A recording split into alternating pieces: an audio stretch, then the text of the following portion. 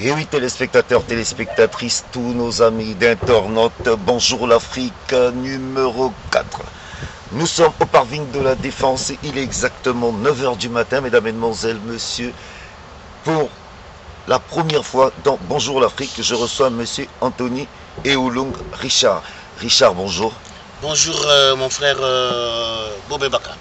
Bienvenue dans Bonjour l'Afrique, c'est un plaisir pour moi de te recevoir ce matin pour la première de Bonjour l'Afrique de ce jour du 6 juillet si je ne me trompe pas. Richard, ma première question sera la suivante.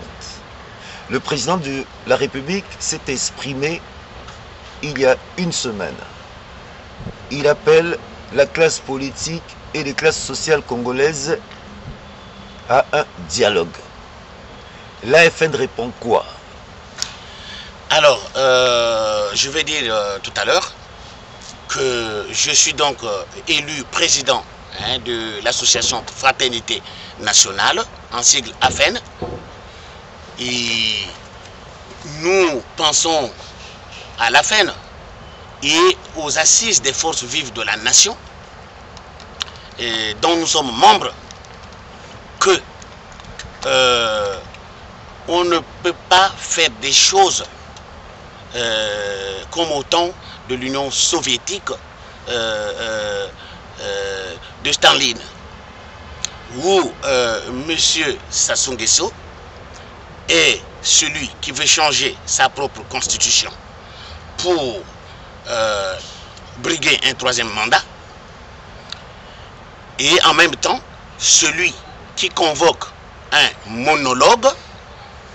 Et je dis monologue parce que c'est lui qui met en place une commission dans cette qui est composée essentiellement des membres du bureau du PCT travaillant à la présidence de la République et dans les cabinets ministériels. Alors, il s'agit d'un monologue et non d'un dialogue. Pourquoi monologue? Un monologue parce que lorsque celui qui veut changer sa propre constitution, je vais te dire un truc mon frère, nous savons tous, et tous les Congolais le savent, que M. Sassou Nguesso est venu au pouvoir par les armes en 1997. Il s'est autoproclamé président de la République du Congo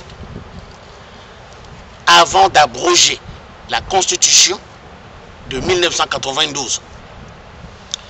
Après quoi, il a mis en place un acte fondamental qu'il a appelé post-conflit, qui lui a permis de faire une transition flexible de 5 ans. Et je dois te dire ici que c'est M. Sassou lui-même qui a écrit à son parlement de transition pour lui dire et lui faire constater la fin des hostilités au Congo, la paix qui règne dans le pays et la situation gouvernable du Congo. Et à cette occasion, il demandait à son parlement de transition de mettre fin à l'acte, d'abroger l'acte fondamental pour pouvoir mettre en place une constitution définitive. Donc la constitution du 20 janvier 2002 a été mise en place dans les conditions de paix, dans les conditions de fin d'hostilité et dans les conditions où le pays était devenu gouvernable, à en croire le courrier de M. Sassou Nguesso adressé à son parlement de transition. Mais pourtant, cette constitution, cette constitution voulue par M. Sassou Nguesso, qui doit être définitive, il va la tailler sur mesure, par lui et pour lui. Et aujourd'hui, M. Sassou Nguesso n'arrive plus à lire ce que prévoit sa propre constitution taillée sur mesure. en ce qui concerne ce que doit faire un président de la République qui a fini ses 2 mandats à la tête de l'État et qui a plus de 70 ans. Il n'arrive pas à le lire. Donc, l'AFN lui dit, par ma voix, que s'il n'arrive pas à voir et à lire ce qui est prévu dans sa propre constitution, en ce qui concerne ce que doit faire un président de la République qui vient de passer 2 septennats et qui a plus de 70 ans, en ce moment-là, on peut considérer qu'il y a crise dans le pays. Et donc, ce n'est pas un monologue qu'il faut convoquer. C'est une conférence nationale souveraine pour remettre la souveraineté au peuple congolais. Et cette conférence nationale et les décisions prises par cette conférence nationale doivent être exécutoires et doivent avoir et doivent faire force de loi. Et M. Sassou démissionne et quitte à la conférence nationale souveraine de dessiner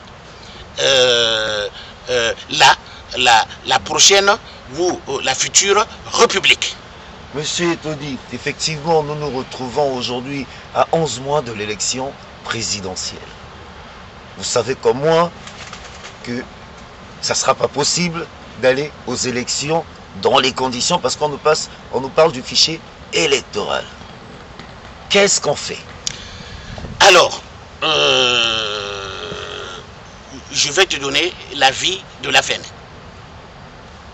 L'AFN pense que le Congo n'a jamais été démocratique. Mais il est devenu ethnocratique après la conférence nationale souveraine. Ethnocratique. Ethnocratique, je m'explique. Voilà. Le mot ou le terme ethnocratie vient de l'étymologie grecque qui signifie ethnos, qui signifie ethnie, et kratos qui signifie pouvoir. C'est donc le pouvoir des ethnies, par les ethnies et pour les ethnies.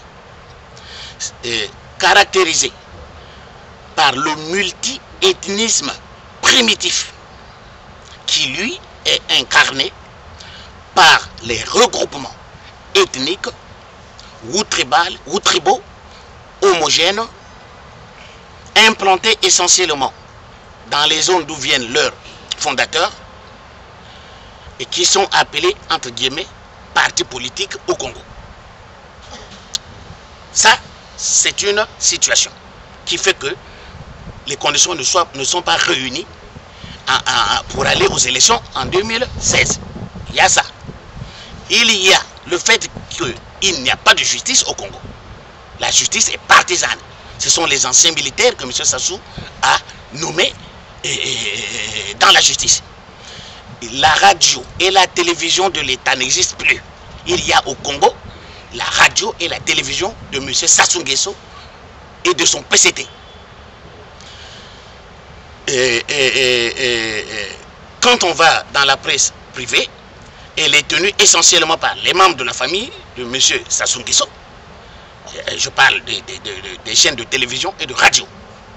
Donc, du côté de la presse, les conditions ne sont pas réunies pour aller aux élections en 2016. Ensuite, quand on voit l'armée, la police, une police qui va agresser M. Miarassa, qui tient une réunion à son domicile, donc qui viole le domicile de M. Miarassa, qui arrête ceux qui tiennent le meeting, la réunion, et qui déporte tout le monde à la DGST, et qui saccage le domicile de M. Miarassa, pille et vole les téléphones des participants à cette réunion, n'est pas digne de superviser et de garantir la bonne tenue des élections. Moi, je me demande si moi, je peux, dans ces conditions, aller faire campagne à Oyo et sortir indemne avec ce genre de police. Donc, de ce côté-là, les conditions ne sont pas réunies pour aller aux élections en 2016. Il y a également le financement des partis politiques.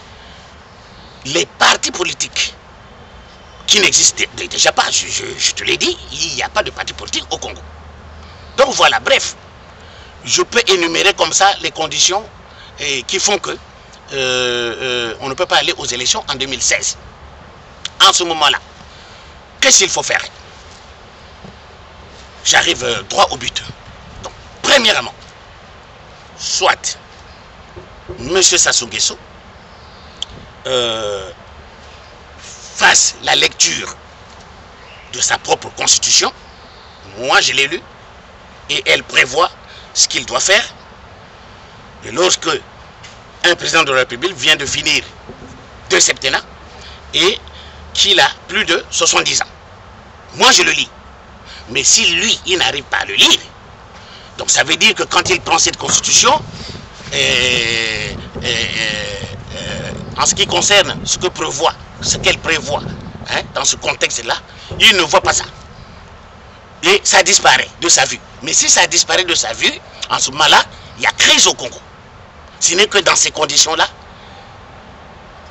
qu'il peut convoquer, pas un monologue comme il vient de le faire, mais une conférence nationale souveraine pour dire au peuple, j'ai prêté serment sur cette constitution, mais elle ne me prévoit pas ce que je dois faire, puisque j'ai fini mes 2 mandats et j'ai atteint 70 ans, mais elle ne prévoit rien. En ce moment-là, j'ai prêté serment sur elle, donc je convoque une conférence nationale souveraine qui aura, laquelle aura, les décisions seront souveraines et auront force de loi. Et c'est une façon de remettre la souveraineté au peuple. Et lui, il démissionne. Et quitte à cette conférence nationale souveraine, comme en 90, de décider de l'avenir du Congo. Mais pas un monologue qu'il vient de convoquer. Parce qu'il est lui-même, on le sait très bien, tout le monde le sait, qu'il est lui-même celui qui veut changer cette constitution. Il est lui-même celui qui met en place une commission au sein de laquelle il a nommé les experts. Donc, membres du bureau politique du PCT, travaillant à la présidence et dans les cabinets ministériels. Et il est lui-même en même temps celui qui définit les questions qui seront traitées pendant ce monologue. Il s'agit bel et bien d'une réunion de famille destinée à donner une occasion à M. Sassou Nguesso d'annoncer un référendum dictatorial truqué pour changer la constitution dont les résultats sont déjà connus à l'avance, comme d'habitude, comme à l'accoutumée. Et cette façon de faire est révolue. Nous ne sommes pas dans l'Union soviétique du 3e siècle. Donc, c'est inacceptable. Voilà pourquoi, hier, je vais te dire, et je crois qu'en tant que presse, tu étais là, tu as vu la mobilisation. Hein, avec les assises des forces vives de la nation dont fait partie la FEN. Nous avons mobilisé. Et tu as vu la mobilisation, tu as vu les Congolais qui étaient déterminés hier. Et qui sont... Et on nous a donné une fausse information que M. Sassou allait arriver ce matin à Orly. Tu sais que je sors de là. Nous y sommes depuis hier 24 heures. On a attendu jusqu'à 7 heures. On vient de nous informer que ce n'est plus là, c'est au Bourget. Et l'équipe qui est au Bourget, je dis, hein, on n'était pas venus pour lui faire du mal, nous ne sommes pas des brigands. Nous étions venus, les Congolais sont venus en masse avec des pancartes pour lui dire non, hein, au monologue qu'il vient de convoquer, non à un référendum truqué et dictatorial dont les résultats sont déjà connus à l'avance, non au changement de la Constitution. Et oui, au départ de M. Sassou Nguesso et de tout son système en 2016. Monsieur Anthony, je vais revenir un tout petit peu sur la diaspora. Effectivement, vous avez tenu, vous m'avez dit, là, effectivement, j'étais à la réunion d'hier. Est-ce que vous ne pensez pas qu'il y a un problème au niveau de la diaspora? Je reposerai la même question comme j'ai posé à Sambadi Nkumbi. Je suis rentré depuis 1 an, j'ai essayé de faire le tour. Quand je dis le tour de toutes les associations, politiques comme apolitiques. Mais ce que j'ai constaté et remarqué, cela n'engage que moi, il y a une division totale. Où il y a des associations où on retrouve beaucoup d'ethnicité, comme vous avez su le dire tout à l'heure. Qu'est-ce qui se passe? Est-ce que vous ne pensez pas que c'est suite à ces divisions qui ont été préparées, ça n'engage que moi, je le redis encore une fois, qu'aujourd'hui que la diaspora se retrouve un tout petit peu dans la merde, si je ne me trompe pas? Alors, dans la merde, tout de suite, j'exclus cette question, mais il y a une évidence. Il faut savoir que la diaspora congolaise est composée, hein, comme à l'image du Congo. Hein. Tout à l'heure, j'ai parlé de l'ethnocratie. Donc ici, dans la diaspora congolaise, il y a les dessus du pouvoir de M. Pascal Lissouba. Là-dedans, vous avez les membres de l'UPADES, hein, les anciens membres de l'UPADES, les anciens membres du MCDDI, les anciens membres des partis alliés à M. Lissouba, qui sont ici et qui, eux, dans leur tête, qui ont fait la politique au Congo, et qui, eux, dans leur tête, ont l'ethnocratie. Et ces gens-là sont restés empiriques, primitifs, à l'image des regroupements ethniques qui sont au pays, que les gens appellent partis politiques. Mais il y a sur la place de Paris et aux Amériques, donc au Canada et États-Unis, les Congolais qui sont civilisés et modernes, membres, pour la plupart, membres des partis politiques aux États-Unis et ici en France. Moi-même qui vous parle, je suis membre du Parti socialiste français. Ce sont ces Congolais-là qui pensent qu'il faut faire la démocratie au Congo, qui n'a jamais existé. Il y a sur la place de Paris les ethnocrates et les démocrates. Les démocrates se trouvent au sein, réunis, hier tu étais là, au sein des associations et les mouvements politiques modernes et civilisés. Démocrates se trouvent regroupés au sein des assises des forces vives de la diaspora congolaise, des Amériques et d'Europe.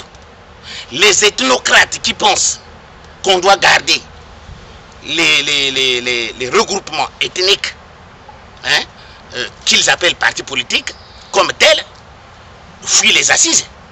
Parce que c'est des gens qui pensent que leur ethnie, hein, leurs ethnies sont majoritaires, et donc, en gardant ce système politique ethnocratique, ils vont gagner des élections, ce qu'ils appellent l'élection. Mais ce que nous, on appelle, parce que dans l'ethnocratie, mon frère, il n'y a pas d'élection.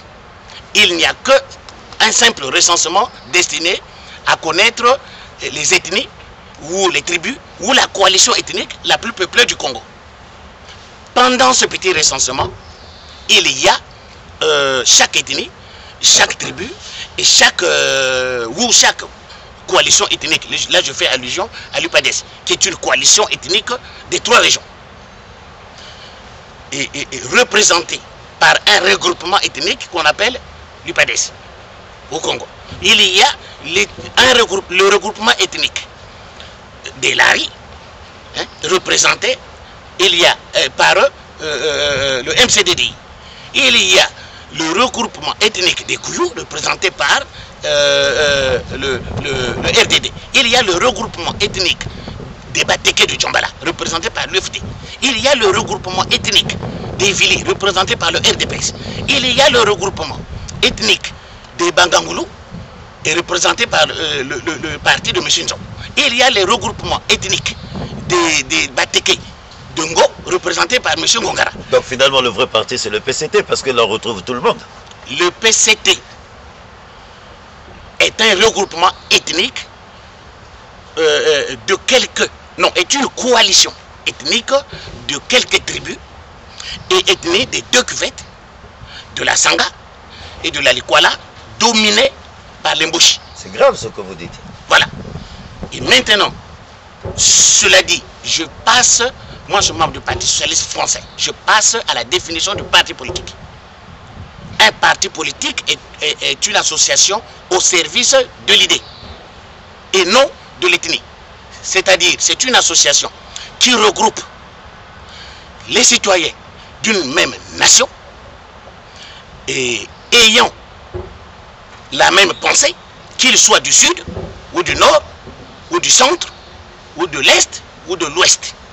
Mais du moment où ils ont une même pensée, une même idée, une même idéologie politique, une même philosophie du développement, qu'on appelle idéologie politique, ils deviennent des camarades idéologiques et forment une seule famille politique qui s'appelle, par exemple, Parti socialiste congolais, regroupant tous les gens qui ont pour idéologie politique le socialisme, hein, du nord au sud, de l'est à l'ouest et du centre. Voilà ce qu'on appelle parti politique, ce qui n'est pas. Or, au Congo, nous avons des regroupements ethniques homogènes, implantés essentiellement dans les zones d'où viennent leurs fondateurs. Ce qui est la première source du tribalisme. Tu ne vas pas me contester. Lorsque des partis politiques, qu'on appelle partis politiques, sont des regroupements ethniques, où les Bangangoulou vont voter pour nous, les Batégués de Djambala vont voter, les yeux fermés, unanimement, inconsciemment. Les Batégués de Djambala pour Ganao, les Kouyou pour Yombi. En ce moment-là, qui gagne les élections à la fin? C'est l'ethnie ou la tribu ou la coalition ethnique la plus peuplée du Congo. Est-ce qu'on peut appeler ça démocratie? Non. C'est vraiment un plaisir de vous écouter, monsieur Anthony. Je suis tellement ravi de cette définition de la politique parce que notre jeunesse, je ne parle pas de nous, mais ceux qui avaient notre âge à cette époque en 92, quand la conférence nationale a commencé. Monsieur Anthony, pour ceux qui ne vous connaissent pas, présentez-vous rapidement dans Bonjour l'Afrique, s'il vous plaît. Alors, je suis Baudrissir Richard Anthony Eoulunga, président de l'association Fraternité Nationale, en sigle AFEN, qui est membre des forces vives de la diaspora congolaise, réunies au sein des assises du Congo, ici en France. Et nous avons aussi nos amis des assises des États-Unis et du Canada. Alors, je fus ancien président du syndicat des enseignants volontaires au Congo. Ah, et donc, vous étiez président des anciens syndicats volontaires au Congo. Oui, président du syndicat des enseignants volontaires. Ah, d'accord. Au Congo. Et donc, à ce titre, tu comprends, mon frère, que je suis enseignant. Et quant à ma vie dans le parti socialiste, ici on parle du Congo, pas de la France, je ne veux pas en parler. Voilà. D'accord. Ok, M. Anthony, ça a été un plaisir pour moi de vous recevoir dans Bonjour l'Afrique. Bonjour l'Afrique a une tradition pour la fin. Déjà, la question qui va suivre, c'est le président Sassou arrive tout à l'heure à 16 h. Si vous avez, je ne parlerai pas de chance, si on vous met face au président Sassou, qu'est-ce que vous lui direz? Et surtout, pour la fin, la tradition de l'émission veut que ou vous parlez en lingala, ou vous parlez en monokutuba, et que vous clôturez ça en langue traditionnelle de chez vous, si vous voulez, bien sûr. Alors, ce problème, moi, comme je te le dis, nous sommes aux assises. Hein. Je l'ai dit, toutes les associations et les mouvements politiques qui sont aux assises sont des gens modernes, civilisés et démocrates. Et donc, à ce titre, nous qui voulons la justice, nous ne pouvons pas présenter aux Congolais l'injustice. Tu le comprends, mon frère? Alors, dans ces conditions, M. Sassou Nguesso est congolais. C'est un fils du Congo. Alors, d'aucuns disent qu'il a tué, qu'il a pillé. Ça, c'est vrai. Mais il n'est pas le seul à tuer et à piller. Donc, si il faut l'arrêter et l'envoyer à la haie, comme d'aucuns le disent, il faut le faire pour tout le monde qui a tué, qui a pillé depuis 1992. Ah oui, là je reviens sur les dangers de l'ethnocratie, mon frère. Hein? Nous avons eu une occasion, la conférence nationale souveraine, La situation qui se présente à nous aujourd'hui, mon frère Ibaka, n'est pas une situation nouvelle. Elle s'est déjà présentée en 90 avec le même M. Sassou et son PCT au pouvoir. Et la vieille classe politique ethnocratique qui a fait croire au peuple congolais qu'il suffisait de faire partie de M. Sassou Nguesso et son système, le PCT, pour avoir la démocratie et un état de droit au Congo. Le peuple congolais s'est soulevé comme un seul lobe pour obliger la conférence nationale souveraine à M. Sassou. Avons-nous eu cet état de droit? Non. Tu sais pourquoi?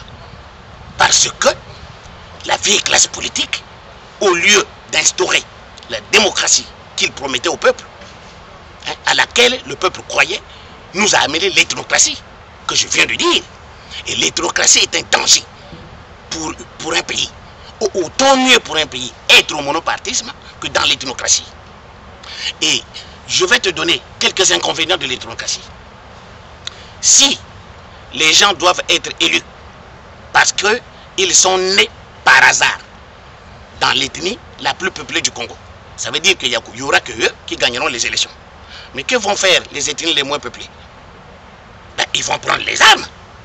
Ils seront capables de venir ici en France, aux États-Unis, traiter avec des groupes d'intérêts étrangers contre les intérêts du Congo pour obtenir de l'aide et venir prendre le pouvoir par les armes. Voilà le premier danger de l'ethnocratie. Le second danger de l'ethnocratie, c'est que c'est la première source du tribalisme, du népotisme, des conflits d'intérêts. Tu vois un peu ce que ça donne. Et lorsque le regroupement ethnique qui a gagné les élections arrive au pouvoir, mais l'État va connaître des nominations ethniques dans tous les domaines. Donc la justice, l'armée, la police, la presse, l'administration territoriale, l'administration nationale, qui vont travailler pour le pouvoir en place et non pour le peuple congolais. En ce moment-là, il y a quoi? Il y a confiscation des médias, il y a confiscation des libertés individuelles et collectives, et c'est ça la dictature. Donc l'ethnocratie est une dictature. L'ethnocratie n'est pas la démocratie. Donc nous, ce que nous voulons, comme je l'avais dit, qu'on ne peut pas envoyer M. Sassou. Vous m'avez posé la question. S'il est en face de moi, je lui dirai qu'il est fils du Congo. Il a fait tant du mal au Congo. Ça, ce n'est plus à démontrer. Mais il a peut-être trop fait, mais il n'est pas le seul à faire du mal. Donc on ne peut pas le punir et laisser les autres. Ou soit on punit tout le monde, soit on ne fait rien à tout le monde. Mais donc, moi je lui proposerais de remettre toutes les armes à l'armée. Il a dirigé quand même ce pays, il a fait quelque chose aussi, de prendre tout ce qu'il a pillé, diviser en deux, remettre une partie au Congo. Et nous lui garantissons la vie paisible et une retraite paisible. Mais il n'y aura pas des élections. Il y aura quoi? Les forces vives de la nation, modernes et civilisées, vont s'asseoir pour, première décision, dissoudre tous les regroupements ethniques et tribaux homogènes implantés essentiellement dans les zones d'où viennent leurs fondateurs, qu'on appelle partis politiques au Congo. Donc, ça c'est la première des choses. Mettre en place un gouvernement de transition qui sera chargé de financer la création des partis politiques tels que je venais de les définir. Je vais donner un exemple. S'il y a un parti politique écologiste au Congo, il ne doit avoir qu'un seul parti écologiste au Congo, regroupant tous les fils du Congo, du nord au sud et de l'est à l'ouest, implantés dans chaque ville et chaque village du Congo. D'accord? Et s'il y a un parti socialiste au Congo, il doit en avoir un seul parti socialiste congolais, implanté partout, représenté partout. Et en ce moment-là, s'il y a 5 partis au Congo, les 5 partis seront représentés dans chaque ville, chaque village du Congo. Et par les natifs de ces villes et de ces villages, connus par la population locale. En ce moment-là, le peuple congolais aura le choix du vote. Donc, ils n'iront plus voter unanimement. Je prends Djambala. Chez moi, hein, je te le dis, je suis Bateke. Je te le dis. Je prends Djambala. À Djambala, jusqu'aujourd'hui, quand il y a des élections, les gens n'ont pas le choix. Qu'est-ce qu'ils disent? On va aller voter unanimement. Les gens vont voter unanimement, les yeux fermés inconsciemment, pour M. Ganao et son UFD. Mais si on fait ce que je te dis là, il n'y aura plus ça à Djambala. Le peuple de Djambala aura le choix. Parce qu'il y aura 5 partis au Congo, et les 5 partis du Congo seront implantés à Djambala, représentés par les filles de Djambala, connus par tout le peuple de Djambala, qui ira voir que représente le parti socialiste congolais et que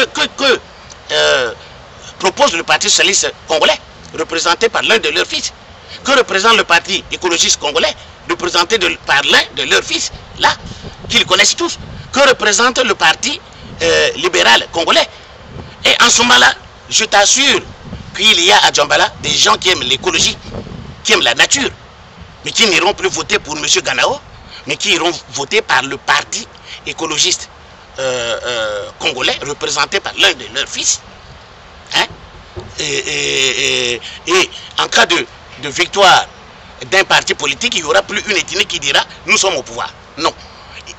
Ça sera soit le parti écologiste congolais qui sera au pouvoir, soit le parti socialiste congolais qui sera au pouvoir, soit le parti libéral congolais qui sera au pouvoir. Mais il n'y aura plus une ethnie qui dira « nous sommes au pouvoir ». Et les chefs ethniques que vous appelez chefs de parti vont perdre le soutien de leur ethnie. Ils seront obligés de travailler, ils ne pourront plus piller. Parce qu'aujourd'hui, ça nous fait honte de voir certains Congolais qui, quand bien même les médias internationaux crédibles disent que M. Sassou Nguesso a des biens mal acquis ici, en France, on le leur montre. Mais il y a des Congolais qui trouvent mieux à faire de descendre dans la rue avec leur télévision, hein, la télé Sassou, et venir dire « touche pas à mon président ». Qu'est-ce que vous voulez? Vous voulez de votre président? Vous voulez du Congo? C'est ça la question. Or, avec la démocratie, les chefs ethniques, que sont les Sassou, les Kolela, les Intel, vont perdre le soutien de leur ethnie. Parce qu'il n'y aura plus le vote unanime vers eux. Et en ce moment-là, ils seront obligés de travailler. Pourquoi? Parce que aujourd'hui, ils le font. Ils disent, je vais piller, je vais tuer. De toute façon, j'ai le soutien de mon ethnie. En tout cas, comme on dit, belle leçon, non, je dirais belle démonstration politique pour les téléspectateurs et téléspectatrices qui nous suivent bien sûr sur les réseaux sociaux. Monsieur Anthony, en tout cas, moi je suis ravi. Je ne regrette vraiment pas d'être debout ce matin à 9 h pour vous interviewer. Monsieur Anthony, pour le mot de la fin, si vous pouvez le dire en lingala pour les téléspectateurs et téléspectatrices, nos amis des réseaux sociaux et bien sûr dire en Bateke, comme vous venez de me dire, vous êtes Bateke, ça serait un plaisir parce que le Bateke c'est une très belle langue. Alors, Bana Congo, hein, il y a Bamboka tout. Moyena cité en Wezate, Bamboka est trop. Bamboka ya nord, Bamboka ya centre, Bamboka ya sud. Afin, dans les assises du Congo, hein, de la diaspora, du Congo des Amériques et d'Europe, Oyo Biso, Tozo Kamba, Ezali Pona, Koyaka, qu'on doit pouvoir te. Ezali Pona, Tozali derrière Motote. Biso Tozali Pona du bien à Bino Namboka Kuna. Boti ka ko soutenir bato wana, baza bato mabe, ba chef ethnique wana. Nakacha ethnocratie, on a outi ko définir na lopoto. Place ya ba jeune, ezali nakacha ba milice privée. Ba jeune o ba émerger que nakacha politique wana et aka bato ba parents ya ba ethnocrate wana, ba chef d'ethnie wana. Or, ceux qui tosali démocratie ndenge na outi ko expliquer yango. Hein? Et kozala bolamu ya motutu. Omoni awa na poto. Moto ya sala kate. Bino kuna boyoko kage na poto na chômage. Mais la France a 75 millions d'habitants. Sans compter 23 millions d'étrangers. Mais Azaka kana 4 millions de chômeurs, y compris ba étrangers. Mais ba 4 millions de chômeurs wana ba sonyaka bango gratuitement. Bazali na RSA. Bazali na allocation ya chômage. Bana na bango chaque rentrée va toucher que allocation de rentrée scolaire bazali na APL wana aide bapesa ka moto pona futa ndako na ye bazali donc ba aide tala chômeur ba bengi chômeur na poto o mande ba traiter kaye pona nini parce que Mundele a dépassé makambo ya itini akoma kosala na intérêt général ya motutu na lingi biso to commanding wana isa facilité et ezali difficulté c'est très facile il suffit que ndeko na biso papa na biso hein congolais ça sungiso à comprendre ngo que yé pas sali trop dans la yé alongola akene une équipe na yetu atika biso to vanda to memela bino politique a kitoko wana soki to sali transition to memi politique a kitoko wana nasima tango to kotia ba parti politique ya normal oya ba parti congolais nationaux bino peuple congolais boko pona moto oyo bolingi akamba mboka wana na ndenge ya Mindele biso toza ba nyamate toza ba attardé te toza ba primitif te toza na même cerveau na Mindele biso awa na poto tosala kana Mindele toza na ba parti politique na bango babanga ka pe biso donc tozali pe na mayele ya kosala makambo wana pa na biso donc il faut bon soutenir idée wana bon Bobe Baka nazamona wenze na koki ko sala message boye sans ko parler na